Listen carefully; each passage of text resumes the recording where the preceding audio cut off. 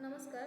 तर या आज व्हिडिओमार्फत आपण ही जी आपली नमुना क्रमांक 8ची ब्लँक एक्सेल आहे ती कशी भरायची यामध्ये आपण प्रशिक्षण घेणार आहोत. तर आता आपण व्हिडिओला सुरुवात करूया.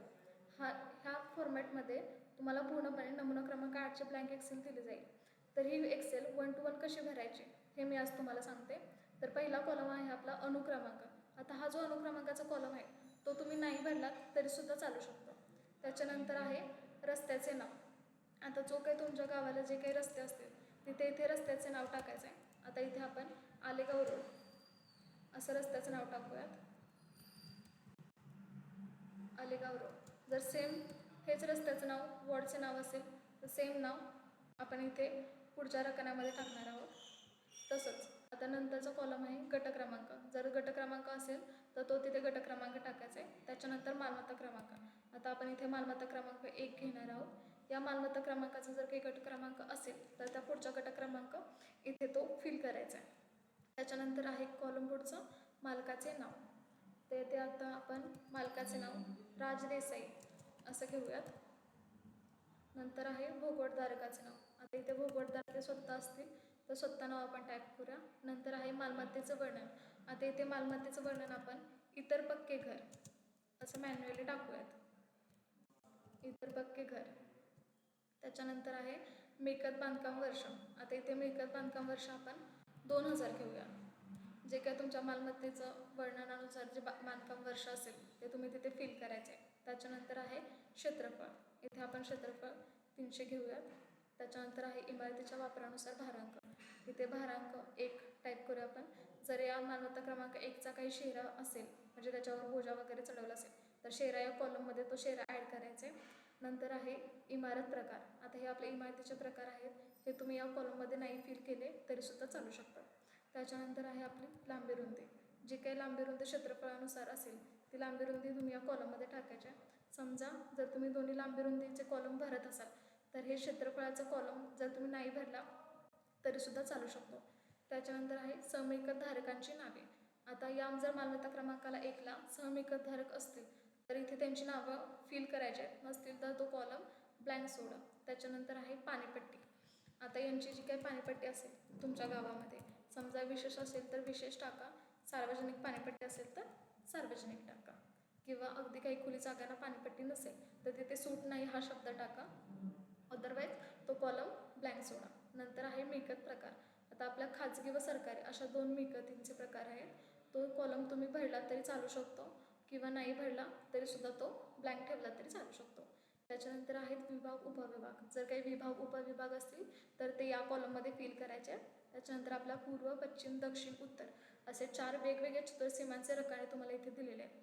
त्या वेगवेगळ्या रकान्यांप्रमाणे ज्या तुमच्या चतुर्सीमा असतील त्या तिथे प्रत्येक कॉलममध्ये फिल करायच्या आहेत. त्याच्यानंतर आहे जुनी घरपट्टी. आता इथे जी काही तुमची जुनी घरपट्टी असेल ती जुनी घरपट्टी या कॉलममध्ये फिल करून घ्यायची आहे. पुढे आता आपण मालमत्ता क्रमांक 2 घेऊयात. इथे मालमत्ता क्रमांक 2 मी सिलेक्ट केला आहे. समजा या मालमत्ता क्रमांक 2ला वॉर्ड नाही आहेत तर तिथे वॉर्ड हे ब्लँक सोडायचं आहे. त्याच्यानंतर मालकाचं नाव इथे आपण कमल पाटील असं सिलेक्ट करूयात. आता यांना जर अजून एक मालक असतील तर कमल पाटील त्याच्यानंतर कॉमा देऊन पुढच्या मालकाचं नाव आपण तिथे टाईप करायचं आहे. त्याचप्रमाणे त्यांच्या मालमत्तेचं वर्णन आपण इथे आता खुली जागा असं टाकूया. मिळकत बांधकाम वर्ष आपले खुली जागेला नसतं त्यामुळे आपण इथे 0 टाकूया.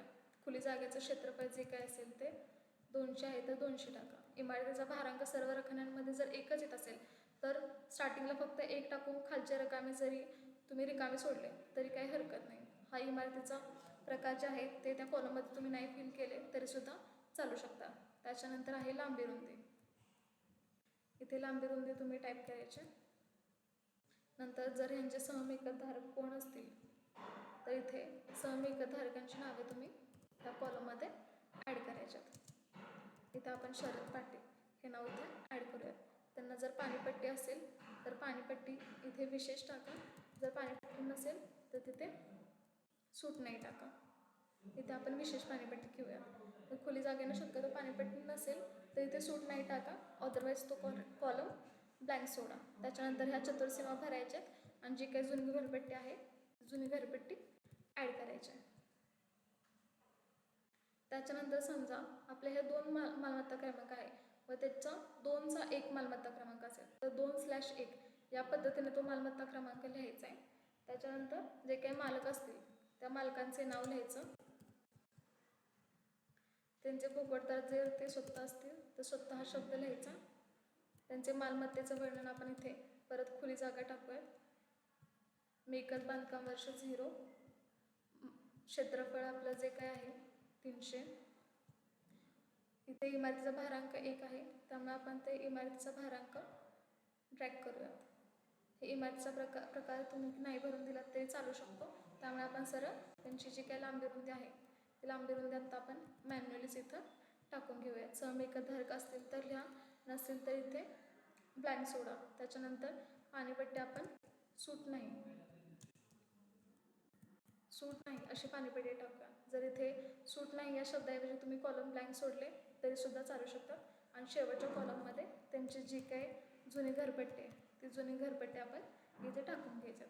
आता ही मालमत्ता क्रमांक 2चा 1 आहे, त्याचे मालमत्तेचं वर्णन खुली जागा आहे आणि त्यांचे मालमत्तेचं वर्णन अजून एक आहे. म्हणजे समजा इतर पक्के घर आहे तर इथला पुढचा कॉलम ब्लँक सोडून इथे त्यांचं मालमत्तेचं वर्णन इतर पक्के घर हे टाकायचं आहे. तसंच त्याच्यासमोर जे काही बांधकाम वर्ष असेल ते बांधकाम वर्ष टाकायचं. क्षेत्रफळ जे असेल ते क्षेत्रफळ तुम्ही फिल करायचं. त्याच्यानंतर त्यांची जी काही लांबी रुंदी असेल ती लांबी रुंदी मॅन्युअली आता आपण इथे फिल करूयात. ती लांबी रुंदी टाकायचं आहे.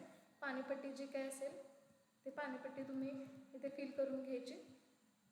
चतुर्सीमा असतील तर चतुर्सीमा तुम्ही इथे या रकान्यामध्ये टाकायच्या आणि शेवटी घरपट्टी फिल करायच्या.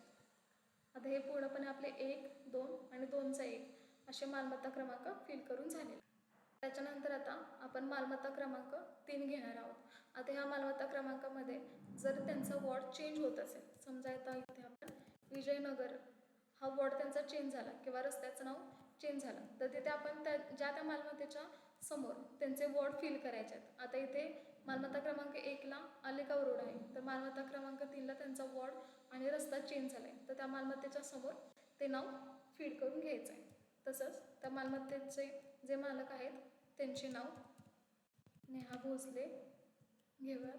आता इथे समजा आपण भोगवटदार वेगळे आहेत तर त्यांचं भोगवटदाराचे नाव टाकायचं, जे कोणी भोगवटदार असतील त्यांचं नाव. तसंच त्यांचे मालमत्तेचं वर्णन आता आपण RCC घेऊया आणि जे काही बांधकाम वर्ष असेल 2020 आहे समजा तर ते 2020 घ्यायचं. तसंच त्यांचं क्षेत्रफळ जे काही क्षेत्रफळ आहे ते क्षेत्रफळ इथे फिल करायचं. भारांक 1च असेल तर फक्त तुम्ही भारांक वरच्याच कॉलममध्ये टाका, अदर पूर्ण भारांक ड्रॅग करा. त्याची लांबी रुंदी जी काही येईल तिथे एंटर करा ज्या त्या मालमत्तेच्या समोर. पाणीपट्टी असेल तर पाणीपट्टी विशेष, सूट नाही किंवा सार्वजनिक. आता ह्यांची समजा विशेष पाणीपट्टी आहे तर विशेष पाणीपट्टी घेऊयात आपण. मिळकत प्रकार इथे तुम्ही नाही टाकला तरी चालेल किंवा समजा इथे खाजगी मिळकत असेल तर इथे खाजगी मालकी असा शब्द लिहिला तरी चालू शकतो. त्याच्यानंतर आहे शेवटच्या कॉलममध्ये जुनी घरपट्टी. आता जे काही जुनी घरपट्टी आहे ती इथे फिल करायची आहे आणि ज्या जर चतुर्सीमा असतील तुमच्यात तर त्या चतुर्सीमा ज्या त्या मिळकतींच्या समोर फिल करायचे. समजा 3 नंबरच्या मिळकतीसमोर चतुर्सीमा असतील तर पूर्वच्या कॉलममध्ये पूर्वची चतुर्सीमा, पश्चिम, दक्षिण, उत्तर ह्या 4ही कॉलममध्ये चतुर्सीमा तुम्ही भरून घ्यायच्या. या फॉर्मॅटमध्ये आपण प्रत्येक 1 to 1 डेटा एंट्री करणार आहोत. जर यामध्ये जरी तुम्हाला काही डाऊट्स आले तरी मी लास्टला माझा कॉन्टॅक्ट नंबर शेअर करते, त्याच्यावर कॉल करून तुम्ही जे काही डाऊट्स असतील ते विचारू शकतात. धन्यवाद.